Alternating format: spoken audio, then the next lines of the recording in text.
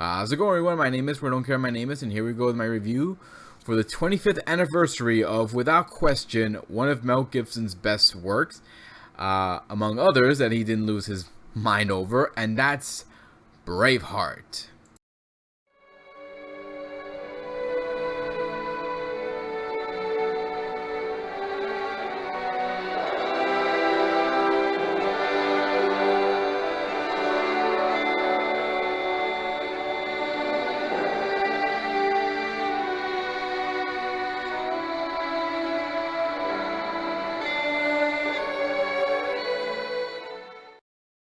The film came out on May 29, 1995, and it was written by Randall Wallace, who had done mostly stories for television shows, making this movie his first ever motion picture work he got to write for.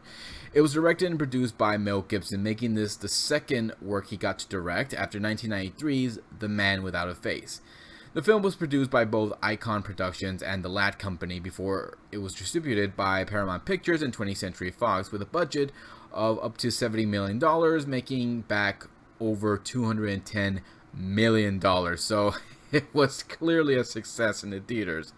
It received a lot of positive responses from critics and audience alike, while getting a lot of negative responses from historians due to the many historical inaccuracies that happened throughout the film, but it's to be expected for this sort of film. Despite this though, the film ended up being nominated and winning different awards that year, including the Oscars, being nominated 10 times and winning 5 Academy Awards. So, despite some negative responses from historians, it still was a success. But still, after 25 years, I mean, that's a long time. I mean, does this film still hold up to this very day? Is anything outdated? Is it, anything still good from this film? Well, let's take a look at this film and find out. With the focus first on the story, which is all about William Wallace. And for those who don't know about William Wallace, William Wallace was a late 13th century Scottish warrior who led the people of Scotland in the First War of Scottish Independence, which began on March 26, 1296, and ended on May 1st, 1328, against King Edward I of England, who during this time was in the middle of a conquest trying to gain control over France. So, yeah, this was around the time that the English were pretty much the a-holes of the world, conquering other land, killing as many people that got in their way, and putting down any sort of rebellion. But don't worry, folks, we're cool with them now. Things are alright, all has been forgiven, and you know what? It's even some more good news. America became the #1 a-holes of the world now. So, yeah, we took that mantle off the British, and now they don't have to worry about that at all. So, you're welcome. This concludes History Time with yours truly.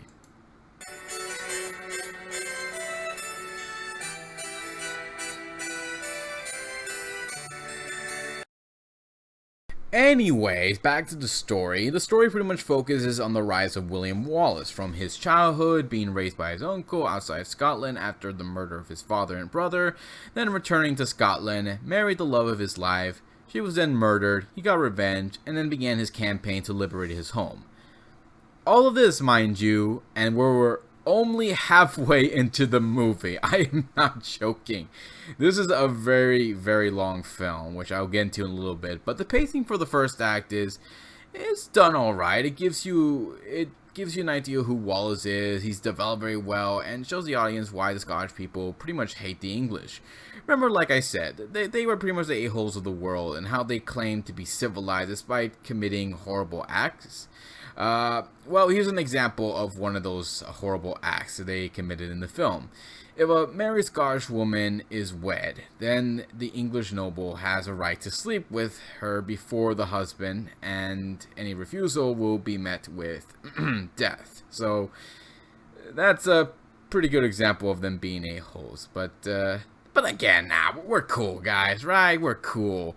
Anyways, the story does a good job balancing out everything that's going on with the characters when they're talking to one another, and then the battles, and the talking, then the battles, and you get the idea. But it does slow down a little bit, which I actually do appreciate, and it gives you more of an idea of what our hero William Wallace is dealing with, whether it's the corruption of the Scottish nobles and trying to rally people together to fight as one, while dealing with the English who are trying to do everything they can to destroy him. So you're pretty much on the side of Wallace, and you want to see him succeed, and you want to see the English pretty much get their asses kicked. And that's actually what I love about the story, is it's able to keep you interested that's going on from the beginning, middle, and end.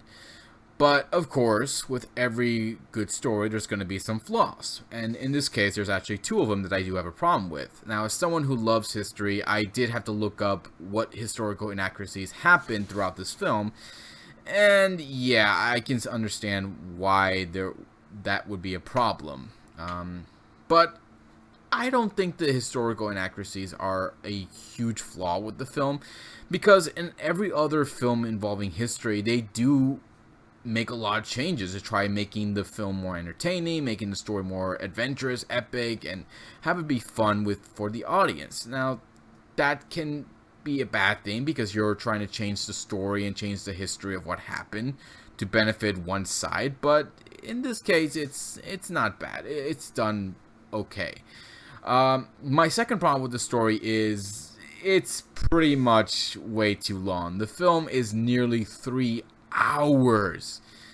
We're about 2 or 3 minutes away from that 3-hour mark, but yeah, it was very long. And originally, Mel Gibson had this film over 4 hours long, and they had to cut it down for time, which I'm glad they did, because I don't think this film would have been able to keep my attention for that long. There were times when I did start to get a little tired because they pretty much were exhausting me with everything that was happening, but still, it's still a good time, and they did a good job with it, and it definitely helped with the characters, especially with our hero William Wallace, who was played by Mel Gibson.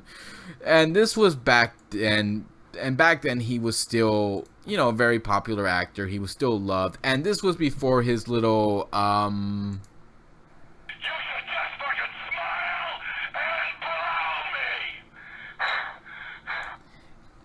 yeah, before all that.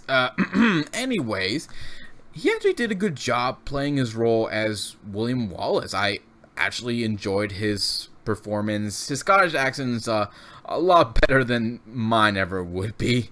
And he did his best to try to portray a character in the best of light, to try to make him more heroic, brave, and also a good man, despite there being different versions of Wallace. But still, he did a great job with this, and he did a great job portraying this smart, cunning, and great warrior that can inspire people into battle. When you have an actor who's able to play that role so well and look like he could actually lead soldiers into battle, you have something there. You have a great actor right there in front of you. And that's what you get with Mel Gibson. He did a great job playing as Wallace. You really are behind him. You want to see him free his home from these tyrants. You want to see him kick their asses.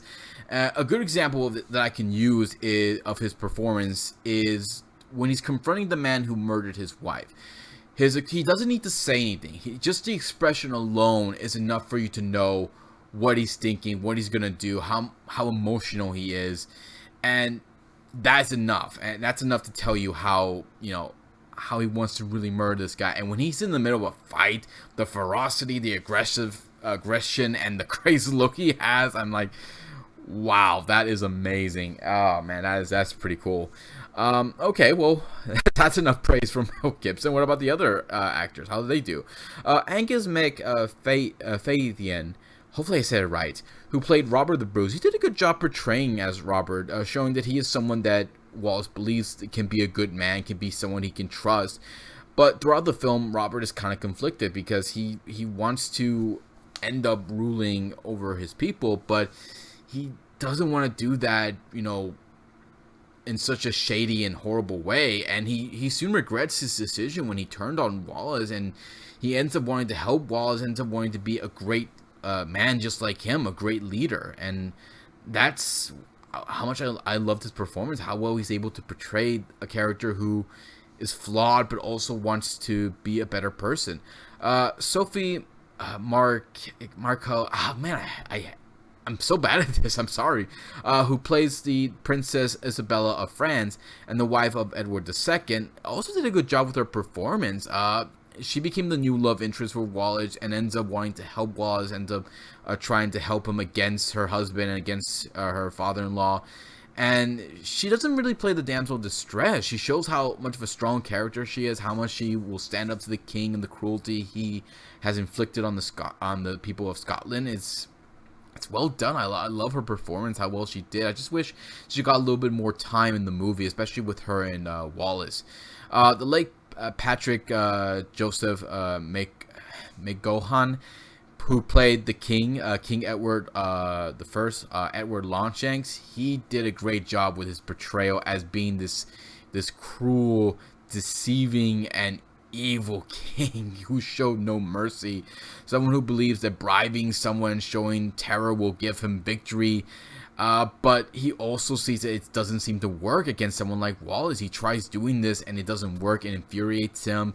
He did such a great job playing this role and showing how smart Longshanks is, and even turning Wallace's own allies against him.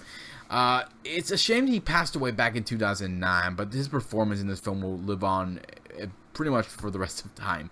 The other actors did such a great job with their roles too, but there was one that really caught my attention, and that was the performance from David O'Hara, however you say it, who played Stephen, a crazy Irishman who came from Ireland to help Wallace and his army against the English, claiming it's his land, and how he was sent there by God to look out for Wallace. Like, oh my god, I love him so much. He did such a great job.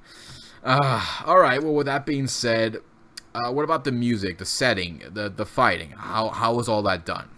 They shot pretty much a lot of the film in Scotland while filming the major battles in Ireland. Mel Gibson actually did a great job with how he did this film, because he, to save money for the film, he kept reusing the same extras for the film. He kept reusing them for the battles, kept reusing them for other scenes, which that's actually a very smart thing to do, and it was also pretty cool to find out that the extras were from the Irish Army Reserves, who I bet had a great time in the film. I also did enjoy how well they showed different environments of Scotland for the movie and how beautiful it looks.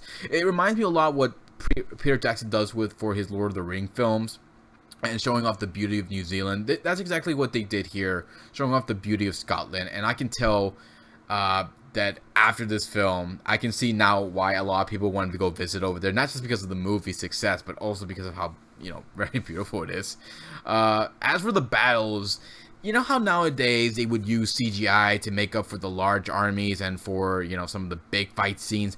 Well, not in this case. The battles here did not require any CGI or special effects. It actually it felt real. It looked real. I'm sure the actors all took care of each other. They made sure not to hurt each other, but the fighting looked brutal. It was bloody. It was vicious. It shows you how it was back then, because back then they didn't use guns. They didn't have those kind of weapons where you can just shoot your enemy and they die. You literally charge at your opponent. You're swinging your weapon. You're stabbing them. You're just trying to murder them. Now, it's not gory to that extent, but it's still vicious. And a good example I can use is when they're fighting against the English, a soldier is thrown off and towards a wooden spike, and it just pierces him. They get a close shot of it, and they did such a great job with that. That looked very brutal. Originally, Gibson had to tone down the film, this violence, because the film was reaching that NC-17, which basically means no one 17 and underage admitted, which includes children, even with adults. So they had to tone down to rated R, which I'm actually glad for. I can't imagine what would have happened if they tried having this come out in NC-17 rating. I don't think they would have had the success they would have had. Now, as far as the music is concerned, the music was done by James Horner, who had done past scores from other movies like Star Trek II, The Wrath of Khan, An American Tail, Aliens, Glory, Titanic, Deep Impact, and, well, there's too much on this list, but you get the idea. He has done some great scores in the past, so I was very glad for the score he did for this, for the big battles, the encouraging speeches, and the ending for the film. And the music is basically like the opening of my video here, and also is the ending. Those are from the movie soundtrack, and if you listen to them very carefully, you know the instruments they're using for this, and it fits perfectly. I love the music. I enjoyed listening to it. I do recommend listening to them. So yeah, not much problems with the music, not much problem with the fights. The special effects, not really any special effects really, just for when they're, stripping the horses up and everything. I guess you can count that. I mean, as long as the horses are safe and everything. But everything else, not bad. I still liked how well they did this. So my final thoughts on the film is, it's still a very enjoyable film. You can sit back, relax, enjoy watching, whether it's with friends and loved ones. But it's not a film I recommend watching with your children. This is not the film for them. It's way too graphic. It is also not a film I would recommend using as a source material if you're writing an assignment about William Wallace, since, again, the film does have a lot of historical inaccuracy. So I recommend using a more proper source. However, this is still a fun film to watch. Definitely was a big success for Mel Gibson. I mean, yeah, he went a little crazy. I mean, a lot of people would, but it's a great work from the guy, and he did other films that he got to direct, such as Passion of the Christ, Apocalypto, and they weren't exactly, something I enjoyed watching. But I was glad he was able to direct Hacksaw Ridge. That was such a awesome film, and I do recommend everyone checking that one out too. But yeah, Braveheart, a good film. I recommend checking it out with your friends and loved one, but just don't watch it with your kids. Wait until they're older so they can watch it. But it is a film to watch again and again, and it's a great film to watch if you're a fan of history, or if you're not. Either way, I recommend it. So that's pretty much it, guys. If you have a different opinion about this film or any other work involving Mel Gibson, please leave some comments below. Let me know what you think. Hit the subscribe button, check out my Facebook page, get my Twitter page, and I will see you all next time. Give you more love and more entertainment. So until then, guys, take care. See you next time. Be safe. Love you all. Bye.